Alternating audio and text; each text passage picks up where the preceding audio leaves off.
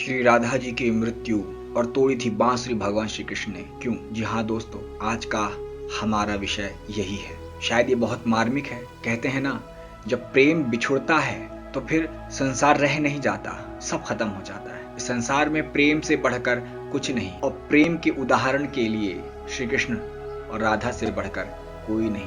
राधे कृष्ण राधे कृष्ण। आज की कथा में कुछ ऐसी ही बातें मैं लेकर आया हूँ जिसमें श्री राधा और कृष्ण के बारे में कुछ ऐसी घटना है जो आपको रोमांचित कर देगी, आपका हृदय करुणा से भर देगी। प्रेम की मिसाल जब भी देते हैं तब श्री कृष्ण राधा के प्रेम की मिसाल ही सबसे पहले देते हैं। कहते हैं कि जीवात्मा और परमात्मा का मिलन राधा श्री कृष्ण का प्रेम है। श्री कृष्ण बचपन से ही राधा को प्यार करते थे। दोनों के प्रेम की अनुभूति श्री कृष्ण को 8 साल की उम्र में हुई थी। श्री कृष्ण के दैवीय गुणों के बारे में राधा को पता था। अपने मन में प्रेम की स्मृतियों को राधा ने जिंदगी भर बनाया हुआ था। दोनों के रिश्ते की यही सबसे बड़ी खूबसूरती है।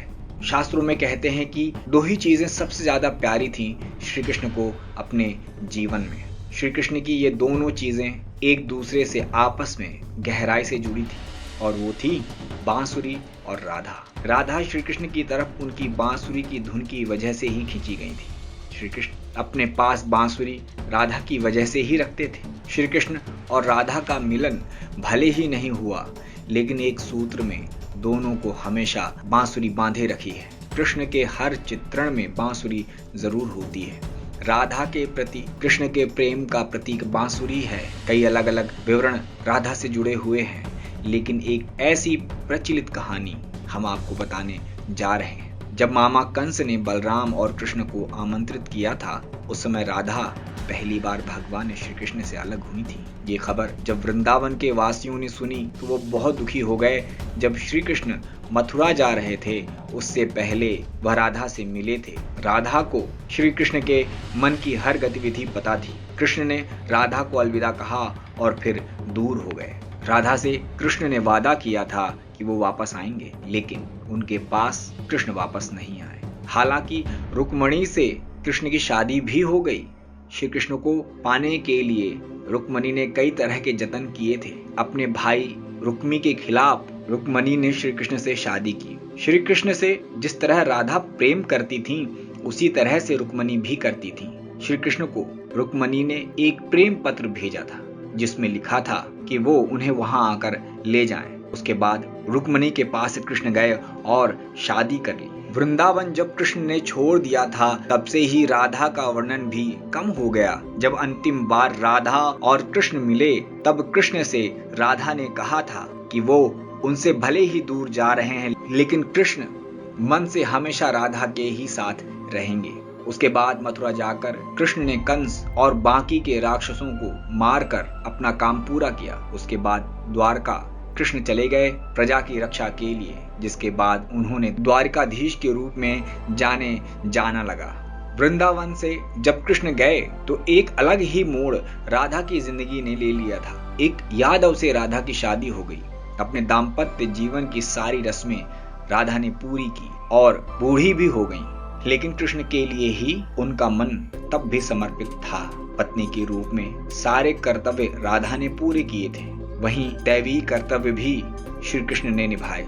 जब राधा अपने सारे कर्तव्यों से मुक्त हो गईं, तब वो अपने प्रीतम कृष्ण से अंतिम बार मिलने पहुंची। उन्होंने कृष्ण की रुक्मणी और सत्यभामा से विवाह के बारे में द्वारिका जाकर उन्हें पता चला, लेकिन वो बिल्कुल निराश नहीं हुए। राधा को जब कृष्ण ने देखा तो वो बहुत खुश हुए। एक दूसरे से दोनों ने संकेतों के जरिए काफी देर तक बात की। कान्हा की नगरी द्वारिका में राधा को कोई नहीं जानता था। कृष्ण ने महल में राधा को देविका के रूप में उनके अनुरोध पर नियुक्त किया। महल में दिन भर राधा रहकर सारे काम करती थी। जब राधा को मौका मिलता था तो वो कृष्ण के दर्शन करती थी। श्री कृष्ण के साथ पहले जैसा आध्यात्मिक जुड़ाव राधा ने महसूस नहीं किया था। इसी वजह से वह महल से दूर जाने का फैसला कर लिया। ऐसा फैसला उन्होंने इसलिए किया ताकि श्री कृष्ण के साथ गहरा आत्मीय संबंध वह दूर जाकर दोबारा स्थापित कर पाएंगी। वह कहाँ जा रही हैं उन्हें नहीं पता था, लेकिन भगवान श्री कृष्ण जानते थे। जैसे जैसे समय बीतता गया, राधा अकेली और कमजोर हो गई। उस समय भगवान श्री कृष्ण की आवश्यकता राधा को हुई। भगवान श्री कृष्ण अंतिम समय में उनके सामने आए।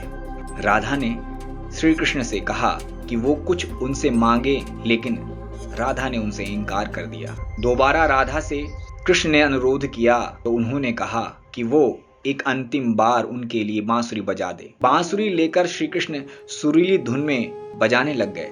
दिन रात तब तक बांसुरी श्री कृष्ण ने बजाई जब तक आध्यात्मिक रूप से राधा कृष्ण में विलीन नहीं हो गई। अपने शरीर को राधा ने बांसुरी की धुन सुनते सुनते त्याग दिया। भगवान श्री कृष्ण जानते थे कि उनका प्रेम अमर है। इसके बाद भी राधा की मृत्यु को बर्दाश्त नहीं कर पाए। प्रेम के प्रतीकात्मक अंत के रूप में कृष्ण ने अपनी बांसुरी तोड़ दी और श्री कृष्ण ने इसके बाद जीवन भर कोई भी वादक यंत्र या बांसुरी नहीं बजाई। शास्त्रों में कहा जाता है कि नारायण ने जब श्री कृष्ण के रूप में द्वापर युग में जन्म लिया था, उस युग में राधा रानी के रूप में मां लक्ष्मी ने जन्म लिया था ताकि उनके साथ वह मृत्यु लोक में रहें।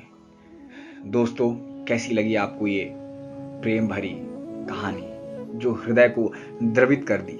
आशा करता हूं आपको पसंद आई होगी। आगे भी ऐसी ही कहानियां लाता रहूंगा आपके सामने।